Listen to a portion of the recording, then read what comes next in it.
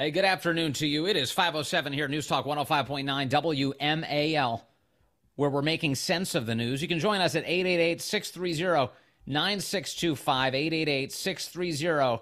888-630-WMAL. What's it going to take to feel safe in our nation's capital? How can we get control of all of this out-of-control crime and bring safety back to the streets? A number of headlines, troubling headlines, always developing in Washington, D.C. Among them, over at News 4, they report that a number of young girls, 12 and 13 years old, have now been charged with the murder, the beating death of a 64-year-old man from the fall. This past week, a 12-year-old girl and two 13-year-olds were arrested and then charged. There was a 4.5-hour court hearing on Friday that showed that the girls were just basically positively, quote, celebratory after beating this older man to death. There was also a man involved, an adult man apparently, who was the first person to assault the 64-year-old man, Reggie Brown. And then these girls came along and they got involved. A prosecutor playing several videos that showed a group of girls walking on Georgia Avenue. One girl asking the man, quote, if she could fight him too. Videos show Brown managing to get up and try to get away. The girls kicked and stomped on Brown and then left in a celebratory mood. Cell phone video from a girl who was not charged revealed. When officers arrived at the 6200 block of Georgia Avenue near Rittenhouse Street, Brown was dead. His niece saying, my uncle didn't deserve this. He was known in this community for years. So for this to happen where he lived for 64 years is insane. They have to be held accountable. One other piece to this story, it's a wild one and an unfortunate one. One of the murder suspects, the 12-year-old, was actually injured in a separate shooting Friday morning and was apparently attacked by someone who was wearing a mask. Someone shot her inside of an apartment on the 500 block of Peabody Street Northwest Friday morning. That person wearing a mask and was dressed in all black and has apparently gotten away. For more on all of this and what can be done to bring it under control is Denise Krepp joins us now. She's a former advisory neighborhood commissioner in Washington, D.C. for many years, and a self-described Democrat who is tough on crime. Denise, thank you for joining us today. Thank you. And yes, I am a Democrat. Sure am. Yes, I'm glad you're here. Regardless, it's not really about political affiliation. It's principally about getting the crime under control. First and foremost, this story of 64-year-old Reggie Brown is yet another tragic reminder that things are not good right now in the nation's capital. No, we're not good. I mean, when you've got 12 and 13-year-old kids killing a 64-year-old man, we're not in a good place. When we have, shootings that are happening repeatedly in my neighborhood. In fact, there was one incident where there were 37 rounds that were found outside of a house. We're not living in a safe environment. We're living in a dangerous environment right now. Very much so. Now, the mayor has been on television. She says the crime situation is getting better, and it's just taking time for the message to get out. What do you say to that? That is simply a PR issue and not one of actual crime. Yeah, I'm a little concerned by those statements. I watched the video where she was saying that the city has reset on public safety and that we've done the things to bring it under control, and I laughed. And I laughed because the U.S. attorney is not prosecuting crime. Neither is the D.C. Attorney General. So until they start prosecuting crime, we have not done a reset. We are just at a status quo. And that's disturbing for individuals like me who live in violent neighborhoods. By the way, you know what my violent neighborhood is? Capitol Hill. Unbelievable. So this is the nation's capital. This is where we expect the tourists around the world and American citizens to come visit, have some sense of pride in their nation's capital. And now it's the kind of place that the federal government would normally warn you before you visit. Oh, absolutely. I mean, I've got to cross crime scenes to get to work. I have to worry when I leave my office whether or not I'm going to enter a crime scene. When I drive home, I'm driving past police officers that are now stationed in my neighborhood to stop the shootings. This isn't normal behavior. This isn't a safe city that we live in. It is a city of violence. You mentioned a couple of the top prosecutors in the city who should be doing that job but aren't. Mm-hmm. Among them are the U.S. Attorney Matthew Graves, who has turned away something I think was 67% at one point of all arrests went unprosecuted by his office, despite the fact that you're supposed to do that in order to bring about public safety. The other side of the equation is the D.C. Attorney General and Karl Racine.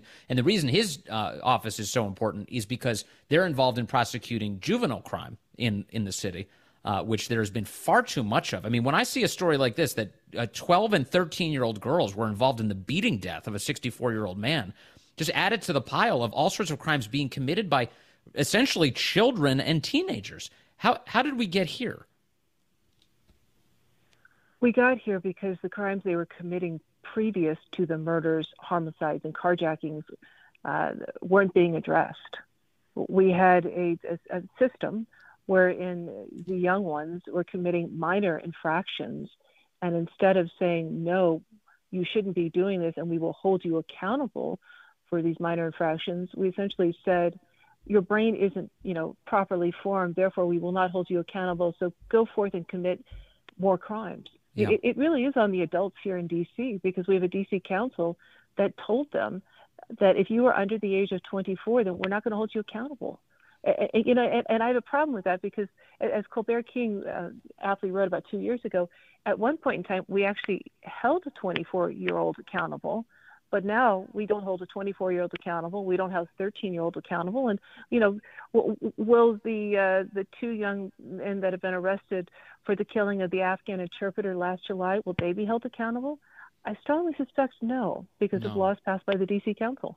And we also have rock bottom expectations for children in any capacity in the city. In fact, the numbers on absences from schools are horrifying. Mm-hmm. 43% of children are considered chronically absent last year in the district. 37% of children were deemed chronically truant from school, meaning huge percentages of the kids are barely showing up for school, if at all. And what are the consequences for that? D.C. seems to be just letting that ride. Well, there are no consequences for the children. And additionally, there are no consequences for the parents. What should be happening is that parents should be held accountable when their children are not showing up. They should be getting phone calls from the school. There should be letters going home. There should be an expectation that the parents are holding their own children accountable to show up, and we're not doing that. Mm-hmm. So again, it's on the adults to say, we should be holding you accountable as parents for your children not showing up. And by the way, if your child, as a 12-year-old, kills somebody, then we're also going to hold you accountable, because that tells me that the environment in which that child is being raised is not a safe one. Yeah. So it's a twofer we should be going for. Go for those children, absolutely. They murdered somebody, prosecute them, but go for the parents as well. By the way, I need to correct something I said before. A brain fart. I said Karl Racine. Brian Schwalb is the current Attorney General for Washington, D.C. But the downside, unfortunately, here is that it seems like nobody's actually enforcing the law. So you change the characters, but you don't change the outcomes here, unfortunately. What's going to change? I mean, you do have the D.C. Council this past month and the mayor signing on to what they said was a historic overhaul, and they're going to get control of all of this crime, and it's called the Secure D.C. Act. Mm-hmm. Do you think it's going to have a meaningful impact? I think there are some baby steps, but it is definitely not the public reset that she is claiming it to be. I mean, that doesn't happen until the U.S. Attorney prosecutes crime. That doesn't happen until Brian Schwab, who is simply continuing the policies of Karl Racine, prosecutes crime. And by the way, not only prosecutes, but shares the data about the prosecutions. I mean, if you recall, I had to sue DOJ back in 2016 just to find out what they were doing. I mean, when you have to sue to find out if your cities, if the crimes in your city are being prosecuted, we've reached a really new low. Mm-hmm. So we need more prosecutions, we need transparency, and we need accountability. That's what we need. What about the cops? We've lost a lot of police officers in D.C. Morale has, unfortunately, in many ways bottomed out. There's been a pretty steady stream of attacks that have come from the D.C. Council directed towards cops, and they've really hamstrung the police from being able to do their jobs well. What role does that play in this entire conversation? They gutted them. They gutted the budget. They refused to hire police officers. So not only did they refuse to hire police officers, then they complained and trash talked them. I mean, I just want to give a shout out to all the MPD officers who are listening to this program right now. You guys are really, really valuable. I mean, you're the reason people can sleep in my neighborhood to the extent they can because of the gunshots, but they are valuable members of the community. And I have yet to hear a DC council member share that message. And I'm just going to say shame on you, because MPD officers are valuable. They keep us safe and they should be respected. And that's something we should be telling the DC council to do. Start respecting the police. Yeah, and unfortunately, it's become so fashionable to demonize those very officers who are protecting the community. And among the changes that D.C. implemented, they made it so that cops can't even review their own body camera footage when filling out police reports, thus increasing the chance of conflicts when it goes to court and criminals getting away with their crimes. Yes. Yep. Welcome to the D.C. Council. They passed some truly magnificent laws that put the rest of us at risk. Not a good situation. So this now, meanwhile, like all the D.C. Council and the mayor, they kind of constantly are arguing that it's time for D.C. to become a state, that we need to be a state. But I don't know. From where I'm sitting, Denise, and the way you describe this, I'm thinking, how have you demonstrated that you deserve more power here? You are failing this city, and if anything, this calls for Congress to step in and to do something about it. No. Look, I support D.C. statehood. I do. I mean, I had more ability when I lived in a non-D.C. location than I do now. So I do support D.C. statehood. What I also support is people being the adults in the room and demanding accountability. And that means sometimes we have to vote. You know, the mayor brought up in our conversation recently that people are voting with their feet. Absolutely. What we should be doing as individuals who vote in upcoming elections is voting with our feet and saying, hey, I'm not going to support this candidate who has written all of these laws, Charles Allen, that help criminals. I'm going to vote with my feet, with my mouth and my hands for individuals who do believe in accountability. So it's not, just blaming somebody else for our problems. It's accepting that everybody in this community is part of the solution. And that solution means a change in the DC Council, and it means holding the ones that are there right now accountable for their actions. Denise, as we started our conversation, we were talking about political affiliations. The district, of course, is really politically captured by a single party, Democrats. Are you seeing any division among Democrats who are interested in elective office in terms of this issue? And is there a chance that a Democrat-controlled Washington, D.C. will ever be one that focuses on public safety to the extent it's needed? Yes, there is change, and you can see the change because there are two recall efforts right now. There are recall efforts that are being led by Democrats against Democrats because neighbors are concerned about crime. There's this story that, it must be national interest coming in and, trying to change D.C. No, it's individuals who live in my neighborhood are saying, I'm done. I don't want to put my children to bed to the sound of crime. I don't want to see another murder on my block. I don't want to fear a carjacking. It's neighbors. It is D.C. residents who are demanding change, and it's the Democrats. So that's why I'm proud of my own Democrats for demanding change, and they're going to hold people accountable. Well, on this issue, I really hope they succeed. Denise Krepp, former advisory neighborhood commissioner in Washington, D.C., thank you very much for your time today. Really appreciate that. Please come back. Oh, this is fun. Hillary Clinton, because she's hilarious, was on one of the comedy shows last night with Jimmy Fallon. Remember, Hillary Clinton is the woman who said that the 2016 election was stolen. She said that Trump was attempting to steal the 2020 election, and she's also said that currently Republicans are working to steal the 2024 election. So she's not big on voters. She's more just about election conspiracies and how it's actually the right who's behind them. Here she is last night she's bewildered that voters could even contemplate voting for Donald Trump. Here she is. Take a listen. I mean, it's Biden versus Trump. Yes, we know that. It is. What do you say to voters who are upset that those are the two choices? Get over yourself. Those are the two choices. Yeah, love that. Right? And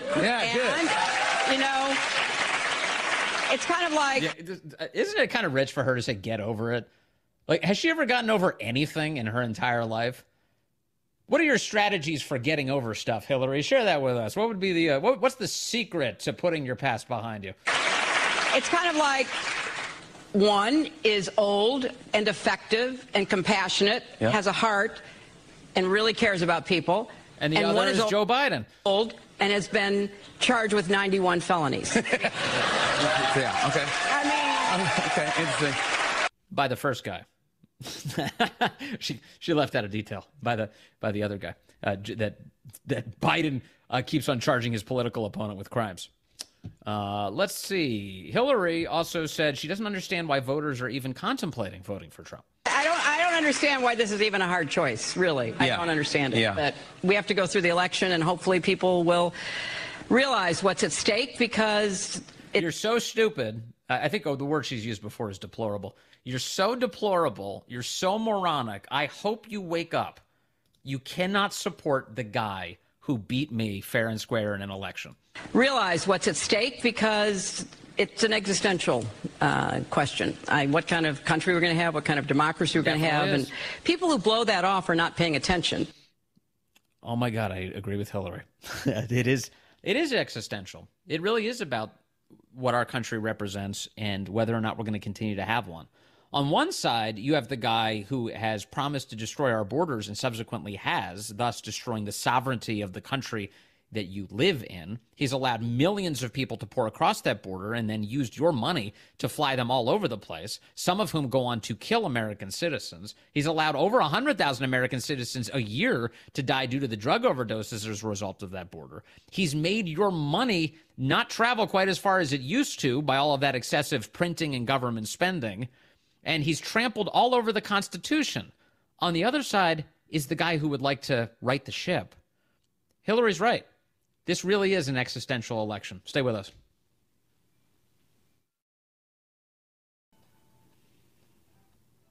Hey, good afternoon to you. It is 5:35 now, News Talk 105.9 WMAL, where we're making sense of the news. You can join us today, 888-630-9625, 888-630-WMAL. After yesterday's show, last night I got a chance to sit down. I haven't really watched a full game yet of this Iowa women's basketball phenom, Caitlin Clark. So I sat down last night to watch her play against LSU, and Iowa did great. Iowa won the game. They head off to the Final Four. They won 94-87. Caitlin Clark puts up 41 points last night. 41 points, 7 rebounds, 12 assists. Pretty cool. And I was floored by her talent, especially the deep three. She's nowhere near the three-point line. She's way back. She's getting close to the half-court line, firing these unbelievable shots, thunk, thunk, thunk, over and over.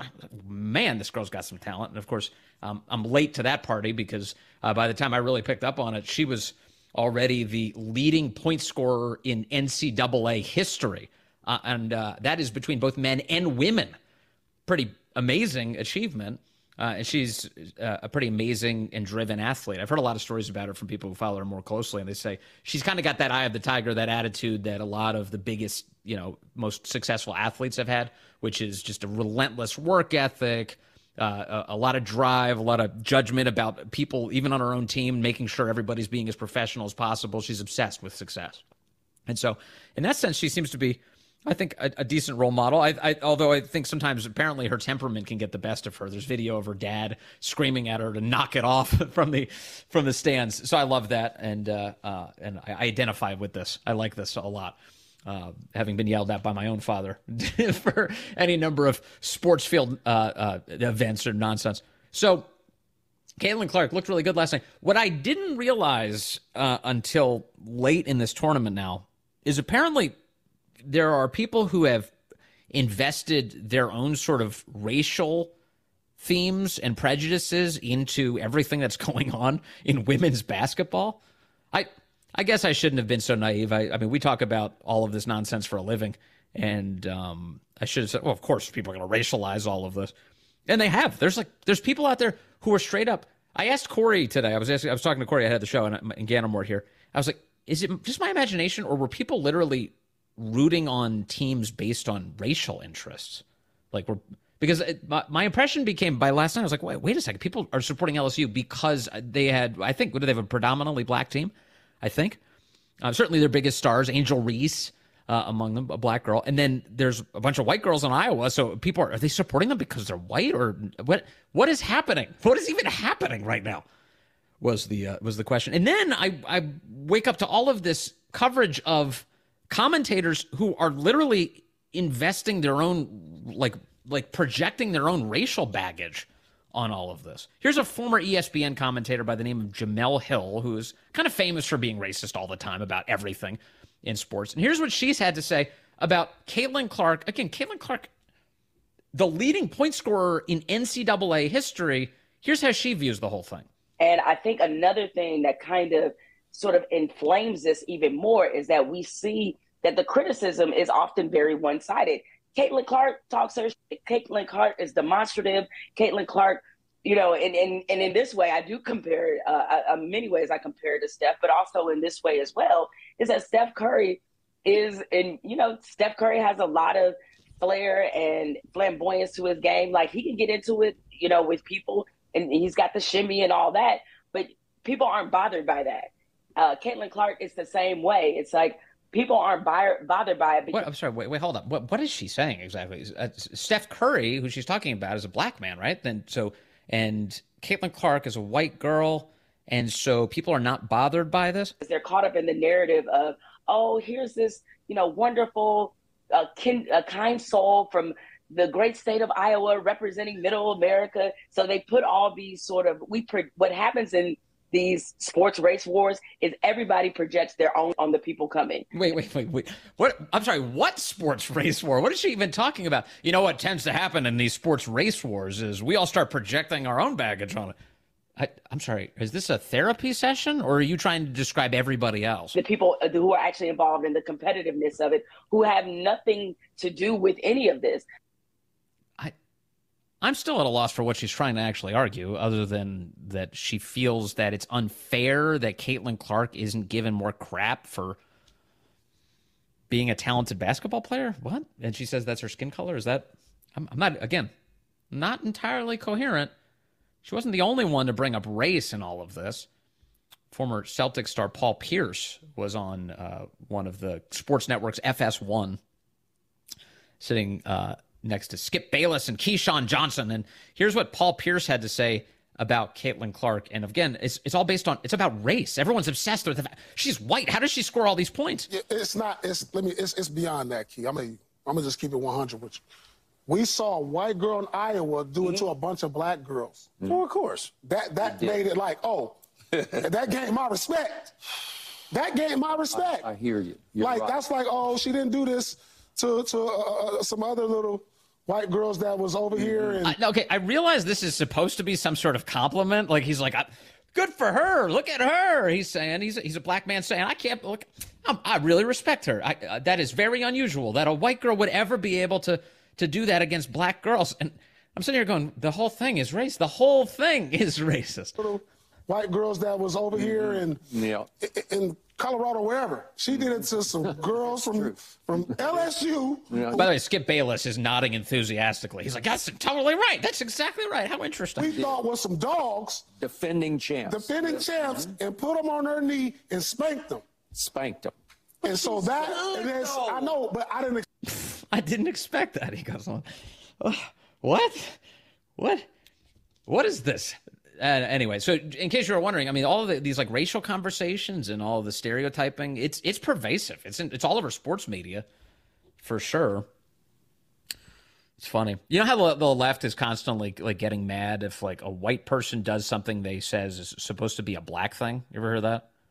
In fact, they do it with basketball all the time. They say, well, this is a black person's sport. Okay, well, I mean, how far, like, they'll get mad if, like, a white person plays music that has jazz influences or something and be like, what, you're stealing, you're appropriating black culture. And, like, really? That is where your racial hang-up is? People aren't allowed to celebrate great art, aren't allowed to build on it? That's not allowed to happen? Is that what you're saying? What are you saying? And also, wasn't basketball invented by a guy who looked like Orville Redenbacher who cut a hole in a peach basket? Right? Some dumpy old white guy created it. So what's the message from that? So black people are not allowed to play it? What a stupid assessment. The whole thing. And yet here we are. So you're watching something historic, an amazing run, a woman who has achieved I didn't think I'd ever see in my life a female NCAA basketball player achieve the point record out of all basketball players. I just, maybe that's my pre-existing bias. I thought that wouldn't happen. I thought that would always be a man in that role. Who was it before that? Pistol Pete Maravich was the record holder until she seized it. So that record's held for a while. And that's an amazing thing. And instead of like sitting back and being like, that's impressive, people are like, you know what we need to do? Let's ruin this. Let's ruin this entire story by injecting our racial biases into it. Mike's calling in from Sunshine now, line 1. Mike, good afternoon. You're on the Vince Coglianese Show. Hey, Vince, the sports media is already talking about how the WNBA and many of their players, given identity politics, is not going – those two, the WNBA and many of the players will not embrace Caitlin Clark as the new face of their professional sport. It's already been talked about. It's crazy. It's totally crazy. And the reason for that is because of her skin color exclusively? And she's also skin color and maybe her gender or her sexual orientation. It's been talked I don't about. know anything about that. Is she straight or is she gay? What do we know? Yeah, she's straight. Oh, so the fact that she's a straight white chick is the reason people are angry that she may become the biggest draw the WNBA has ever had? I give her, there have been some African-American girls who were straight who were pushed out of the league. I forget the one girl that went to Stanford. I give her 5 years in the league. That's my over and under. Interesting. Well, that's pathetic if people actually drive her away. She's going to be a big deal for their business, and they could use it, as you know, Mike. They could use the help. People are going to want to see these games. Those Iowa games, as soon as she really got on this scoring run, all of a sudden they're filling stadiums for women's basketball. That's a big deal. And the WNBA is going to want a piece of that if they're smart, but they might not be. A lot of our institutions have decided to wed themselves to stupid. They're wed themselves to stupid. They don't care. It's about cultural Marxism, political correctness. Yeah, big time. All right, Mike, thanks for the heads up there. That's fascinating and totally insane. Totally insane. Corey, remind me, I thought I had another sports angle I wanted to hit here too. I'm trying to remember what that was. What was it? Be my brain here. Oh, that's right. The national anthem last night. So this game, fascinating. Iowa steps up, and all the girls are lined up for the national anthem. All the Iowa girls are. And the entire LSU squad, they're not out there. They weren't out there at all. They were just nowhere to be found on the court. Now, you can understand in the modern era, what that typically means is that the team is protesting, that they don't want to be on the court at all because they don't want to support the national anthem. Now, did LSU have some sort of history of doing this? Were they doing this throughout the season? Were they rejecting it? Well, it turns out, according to their coach, she was claiming that they straight up just didn't know, that they had no idea that the national anthem was even happening. They've got some sort of team tradition that, that they decide they all gather together in the locker room, so they're not going to be there. But something about this doesn't pass the sniff test. Like, if you're playing in this high stakes game where they're going to have a run of schedule presented to you ahead of time, right? You'll know what all the events are leading up to the game. Like, certainly you know what time you're supposed to show up at the court. You know what time you can be on the court and be warming up. You know what side of the court your team is warming up on. There's all the specifics are accounted for. This is a big stadium event, nationally televised. So you would know when the actual national anthem is playing. And yet, last night, LSU didn't even go and line up during the national anthem. What in the world is that about? Now, again, like I said, the coach seemed almost flabbergasted by it, like didn't know how to answer any of the questions about why they were missing and what was actually happening. But here, take a listen to this. This is the coach for LSU explaining why they skipped the national anthem last night. Here it is. Honestly, I don't even know when the anthem was played. We kind of have a routine where we are on the floor, and then they come off at the 12-minute mark. That's when the anthem. I don't know, and we come in and we do our pregame stuff. I'm sorry. Listen, that's nothing intentionally done. Nothing intentional. Maybe so, but that's a weird blind spot, isn't it? That's like one of the most bizarre things. Yeah, we just missed the entire national anthem. The entire stadium standing with their hands over their hearts, the basketball team, the officiating crew, all of the television people, everybody locked in. Your team just not there for the national anthem. Not there for it. I would be horrified, wouldn't you, if you were on that team? You're like, we missed the national anthem? Literally, the court, it was empty. The position where our team should have been standing was just empty? I'd be pretty ashamed of that. Seems kind of like an important part of the game. Let's see. Hoke is in Round Hill calling in line 1. Hoke, good afternoon. You are on the Vince Coglianese Show. Hey, Vince. First off, the coach of LSU, that wasn't a blind spot. All you had to do is research her, and you'll understand it was intentional. But so that's her whole deal. She's got an anti-America trend going on. She's a piece of work. Anyway, But listen, I wouldn't worry too much about Caitlin Clark because it's only a matter of time before Stephanie, once known as Steven, breaks all her records anyway.